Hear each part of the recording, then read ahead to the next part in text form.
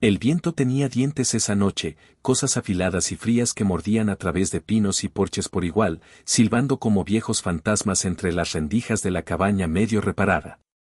La nieve caía pesada, de lado, espesa como lana, cubriendo el mundo en silencio y pena. Era el tipo de noche que los habitantes de las llanuras temían más, no por lobos ni asaltantes, sino por la quietud que traía, y por los recuerdos que podían surgir en ese silencio. Ellen le blandía el hacha con ritmo, su aliento formando nubes como fantasmas delante de ella. Sus faldas estaban recogidas alto y sujetas con alfileres, las botas hundidas hasta los tobillos en blanco. Cada golpe del hacha resonaba contra los maderos. Cada astilla de madera helada era otra respuesta al dolor en sus hombros. No miró atrás hacia la cabaña, aunque sabía que sus hijos la observaban desde la ventana escarchada, sus pequeños rostros redondos y apretados contra el vidrio como lunas pálidas. Dentro, el calor titilaba bajo. Un fuego construido con cuidado de astillas racionadas y ramitas hacía lo posible por alejar al invierno que se colaba por cada grieta. Junto a él estaban su niño y su niña, almas gemelas nacidas en una tormenta de verano hacía 8 años. Sus nombres eran Ruth y Josiah, pero ella rara vez los usaba en voz alta. Los nombres parecían promesas, y Ellen había aprendido a mantener las promesas calladas. Mamá tiene frío, susurró Josiah, voz salida de un día de silencio. No solía hablar primero. Ruth alcanzó su mano y la sostuvo sin decir palabra. Esperaron, observando cómo su madre trabajaba en la ventisca. Cuando finalmente entró, la tormenta la siguió, blanca y salvaje sobre sus hombros, pestañas heladas, bufanda rígida por la escarcha. Cerró la puerta con la cadera, dejó caer la leña con un suspiro y se volvió hacia el fuego. Les dio a los niños un asentimiento. Sin palabras, solo un gesto. No era cruel, pero la bondad se había convertido en algo que llevaba en gestos callados, una mano en una cabeza, una manta bien ajustada. Su voz era baja y gastada, como un lecho de río alisado por el tiempo y las inundaciones. Comieron en silencio, salvo el crepitar del pino, pan de maíz y nabos hervidos en agua salada. Nada más. Josiah intentó no hacer muecas. Ruth masticaba con cuidado, como si la gratitud pudiera dar sabor a lo insípido. Ellen los observó comer, rodillas recogidas bajo sus faldas de lana, y su mirada se suavizó, aunque solo un poco. Había imaginado alguna vez este momento. Luz de fuego en sus mejillas, la cabaña llena de calor e historias. Pero el hombre con quien había construido ese sueño nunca había sido de los que traían historias a la vida. Murió la primavera pasada en un viaje comercial fallido, a unas 15 millas al este cerca de Copper Ridge. Cayó bajo su propio carro borracho, dijeron. Ella recibió la noticia con ojos secos y una extraña calma, como si una parte de ella hubiera sabido que se iría sin despedirse como se debe. Se había ido antes de otras formas. Después de la cena, Ellen arropó a los niños en su cama compartida, puso gruesas colchas sobre sus pequeñas formas y besó la frente de Ruth. Se detuvo junto a Josiah, su mano rozando sus rizos, tan parecidos a los de su padre, solo más suaves. Él levantó la vista hacia ella, parpadeando despacio. ¿Estaremos bien si la nieve no para? Ella lo estudió. Un niño fingiendo no tener miedo. La nieve siempre para, dijo. Entonces llegó el sonido, delgado, distante, como algo entre un gemido y un llanto.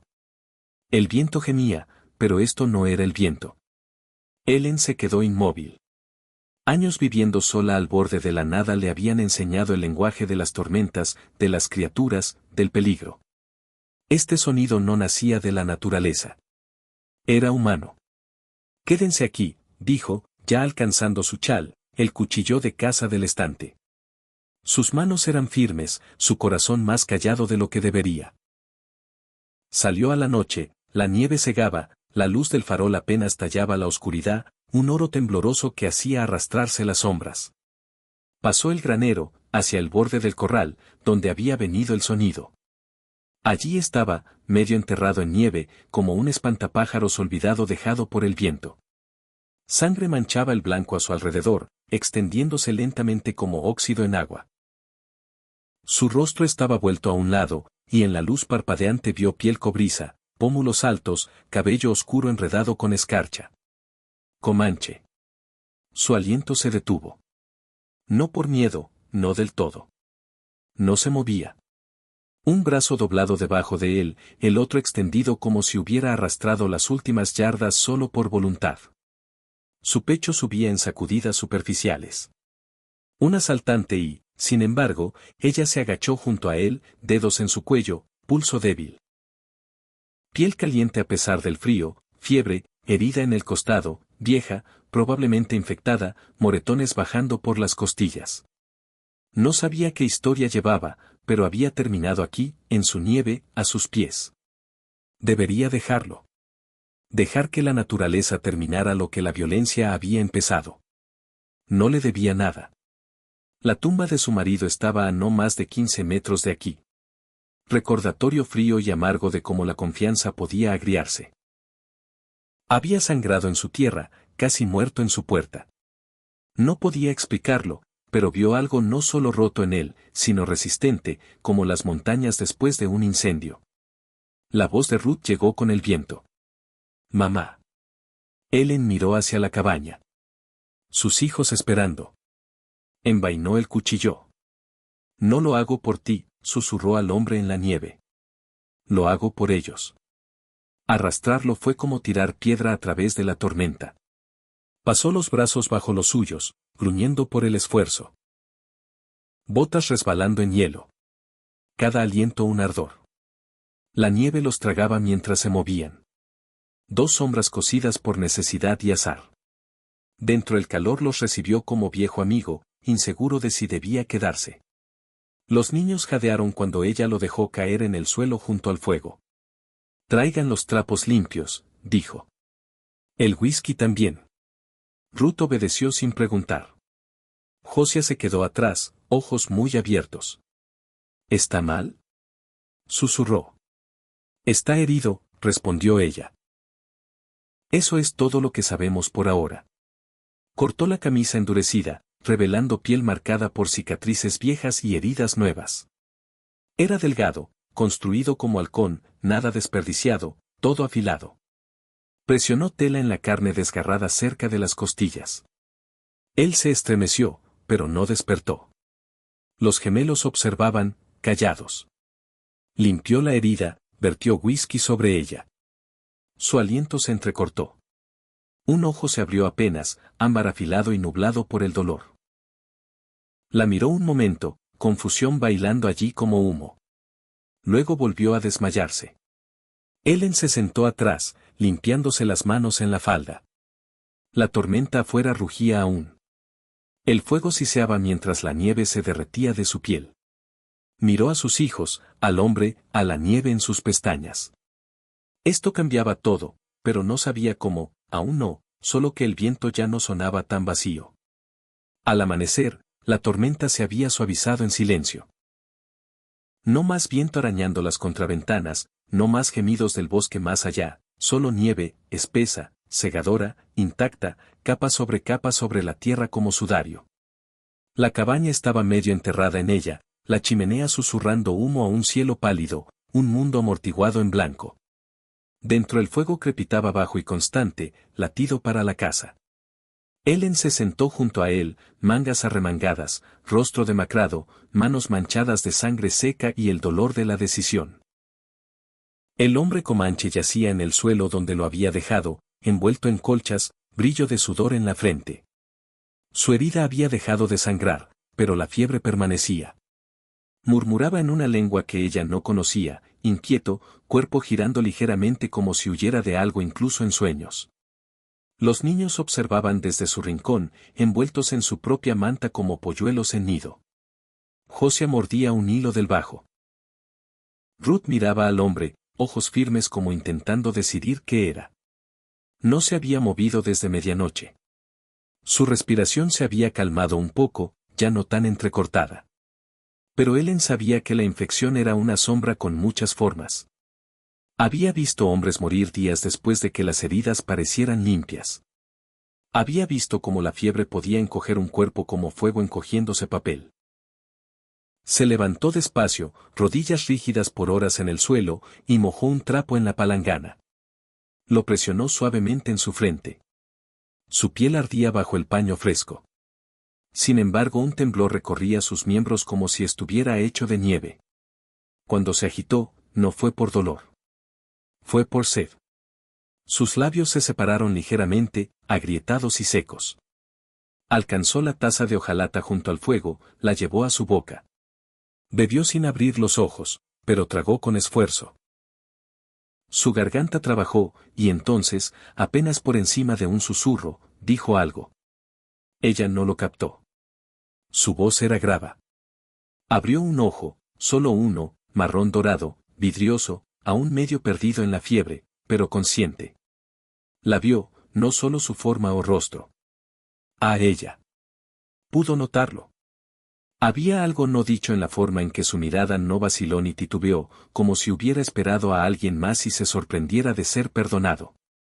Ella asintió una vez, como diciendo, sí, estás a salvo aquí. Aunque no pasaron palabras entre ellos, él cerró los ojos de nuevo. El sueño lo reclamó como marea. Más tarde salió a revisar el ganado. El granero había resistido. La nieve amontonada alta contra las puertas, pero el tejado no se había derrumbado. La vaca, Daisy, mugió una vez. Las gallinas cloquearon ofendidas por el frío. Ellen despejó lo que pudo, las alimentó con manos lentas y practicadas, luego regresó a la casa con un fardo de leña y hombros cubiertos de escarcha. El extraño estaba despierto cuando volvió. No del todo, pero suficiente. Intentó sentarse, falló, gruñó bajo y agudo, cayendo atrás con un siseo de dolor. Josiah se sobresaltó al sonido, luego se escondió detrás de su hermana. Ruth no se movió. Ellen cruzó la habitación y se arrodilló. No, dijo, voz suave pero firme. Se lo rasgará peor. Sus ojos encontraron los de ella otra vez. Esta vez más claros. Levantó una mano despacio, señalándose a sí mismo, luego se tocó el pecho ligeramente y dijo. Tao. Era un nombre o algo parecido. Ella dudó, luego lo repitió más despacio. Tao. Él parpadeó, casi un asentimiento. Intentó hablar de nuevo, pero se estremeció y cayó. Ellen no dijo más. No conocía su lengua, y él apenas parecía captar la de ella, pero los nombres eran un comienzo, y el silencio tenía su propio lenguaje. Los niños seguían cautelosos, Josiah especialmente. Se quedaba cerca de su lado, ofreciéndose a partir astillas solo para estar afuera. Ellen lo dejaba, observando desde la ventana, corazón retorciéndose con vieja culpa. Era demasiado pequeño para cargar sospecha, pero el mundo se la había metido temprano. Perder un padre, ver a una madre cargar todo, aprender la lengua del hambre, ese tipo de vida afilaba los bordes del corazón de un niño. Esa noche Ruth llevó su pequeño conejo de madera al hombre, lo puso junto a su cama sin palabra. Él lo miró mucho tiempo, luego a ella, asintió. Cuando Ruth volvió a su manta, dijo. No es malo. Ellen no respondió. No quería mentir. Ni a sí misma, ni a los niños. No sabía qué era él. Solo sabía que no había alzado una mano. No había amenazado. Había sangrado callado en su nieve y aceptado su cuidado como si le sorprendiera. Se quedó en el suelo junto al fuego 4 días. La fiebre rompió al tercero, sudor empapando las colchas, su aliento volviéndose calmado y parejo. Ellen cambió el vendaje 2 veces al día, limpió la herida, le dio caldo, levantó su cabeza cuando era lo bastante fuerte para beber. Nunca preguntó por qué. Solo observaba, escuchaba, dijo su nombre una tarde cuando la luz era baja. Su voz áspera pero deliberada. Ellen. Ella levantó la vista. Los niños ya dormían. La nieve susurraba contra el cristal de la ventana. Sí, dijo. Él apartó la mirada entonces, como si la palabra misma le hubiera costado algo. Sus manos eran callosas, las cicatrices a lo largo de sus brazos talladas como historia en carne. Había pasado por guerras, tal vez no todas con balas. Se sentó la mañana siguiente por sí mismo, tembloroso, lento, pero erguido. La luz del fuego proyectaba anillos dorados sobre su rostro. Su cabello estaba suelto ahora, seco, echado atrás detrás de las orejas. Parecía más joven de lo que ella había pensado primero. No infantil, pero tampoco viejo. Quizá 30. Quizá 30 vidas ya vividas. Señaló la puerta, hizo el gesto de caminar. Ella entendió. Negó con la cabeza. Necesita otro día. Él ladeó la cabeza, luego asintió. Aceptó. Esa era la cosa extraña, como aceptaba fácilmente su guía. No por debilidad, sino como si confiara más en su juicio que en su propia terquedad. Esa tarde, mientras él dormitaba, Helen se sentó junto al hogar, tejiendo otro parche en el abrigo de Josiah. Miró la forma del hombre, su pecho subiendo despacio, sus dedos moviéndose de vez en cuando en sueños, y se preguntó de qué mundo venía, qué había visto, que lo había empujado tan al norte, a tierra de nieve, a su vida. Se dio cuenta entonces de que no había alcanzado una vez un arma, no había pedido una, no había mirado hacia su cuchillón y al viejo rifle sobre la puerta. Ese silencio tenía peso. Un golpe la sobresaltó. 3 golpes fuertes en la puerta. Se levantó, corazón saltando, y abrió solo lo suficiente para ver. Era Ellis, vecino más abajo, viudo, barbilla áspera y siempre oliendo a humo de pipa. Había ofrecido casarse con ella una vez después de la muerte de su marido, pero ella había sabido que era lástima disfrazada de protección. La tormenta por fin pasó, dijo, mirando más allá de ella hacia la cabaña. Pensé que pasaría a ver. Oí del jinete del correo que alguien vio huellas cerca de tu granero. Ella sostuvo la puerta firme. Podrían haber sido lobos. Ellis entrecerró los ojos. Alguien ahí dentro. No estoy escondiendo nada. Dijo ella, calmada como estanque quieto. Él la miró como hombre midiendo la fuerza de un poste de cerca antes de apoyarse en él, luego asintió. Falsa amabilidad. Bueno, avíseme si necesita ayuda. Ella cerró la puerta antes de que terminara la frase. El hombre junto al fuego, Tau, no se había movido. O tal vez sí fingió no hacerlo. De cualquier modo, ella no dijo nada. Esa noche fue al granero y no volvió hasta después de medianoche. Ella lo encontró sentado en un fardo de heno, afilando un cuchillo despacio, ojos lejanos. No es usted el peligro aquí, dijo ella en voz baja. Él no la miró. Pero lo traigo. Ella se acercó. Si viene peligro, lo enfrentaré con ojos abiertos. Prefiero eso que vivir con miedo a sombras. Él asintió, pero era el tipo de asentimiento que llevaba pena. Se irá pronto, dijo ella, no como pregunta. Cuando la tierra se seque. El dolor que floreció en su pecho entonces fue inesperado, y lo odió por ser tan tierno. Se volvió antes de que él pudiera verlo. Los días pasaron, llegó lluvia, luego sol, la nieve se derritió en serio, el arroyo corrió alto, los árboles brotaron. Él plantó cebollas junto a ella, arrodillado en la tierra con mangas arremangadas y sudor en la frente. Ella le enseñó nombres de hierbas. Él le enseñó una palabra en su lengua, nama, que dijo significaba suficiente o lleno. Ella la probó una mañana y el río. No fuerte, pero real. Fue una buena risa. Ella quería guardarla.